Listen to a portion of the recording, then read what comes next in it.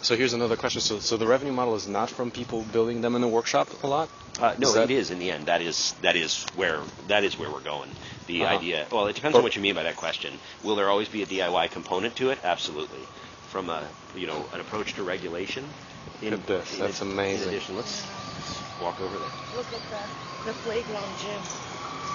Fully planned. That is They awesome. have this in the city. Like you're walking by, it looks like a playground, but it's a cheap. Okay, so basically you're going to sell your community development power to people that need real product development, right? So there's governments, there's companies. That's great. That's the way we're. So basically, it's almost like a charitable contribution, except it's for developing real products. That's right. So that could even qualify you for things like foundations.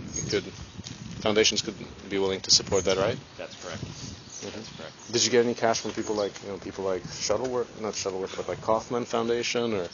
We haven't yet, though. I've been out to see the Kaufman Foundation. I think that at certain levels, everything's about an ecosystem of development, and it all depends on what you're taking on.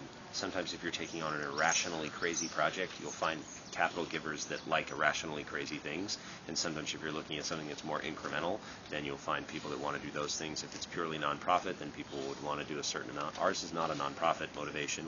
I've started the business based on the idea that it would be more sustainable if it was based with a certain amount of profit in the business, and so that X's out certain investors and brings in others. What's your main role as your CEO? Passion.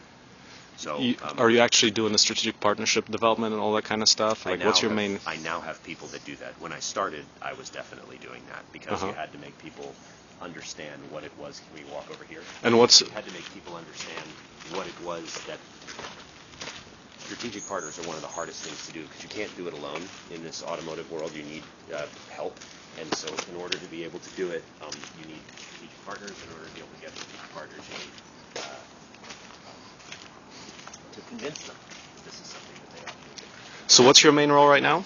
My main role is strategy, fundraising, and team building, and saying this is the direction where we're going to go. That's strategy. Strategy, yeah. Yeah, but it's taken to a point now we have 50 people. We can do that. Whereas before, when it was just 10 people, or just 2 people, I had to do everything, or a lot of everything. So 7 years ago it was yourself? 7 years ago it was just me, and then I brought on a partner to help write the plan, and then so it was 2 of us for about a year and a half, and then we started the business and it was 4 of us, and that was sort of 2 engineers, 1 designer, and myself. And so I had to add a little bit more capability than what I had done.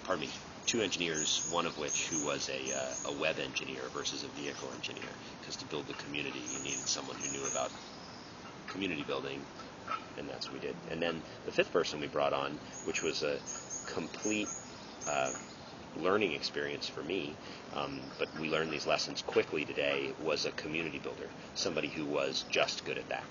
And wasn't even an engineer, wasn't even a designer, but was just simply good at community building. And so that was, I think, really interesting and really important. Just give you a few pull-ups here.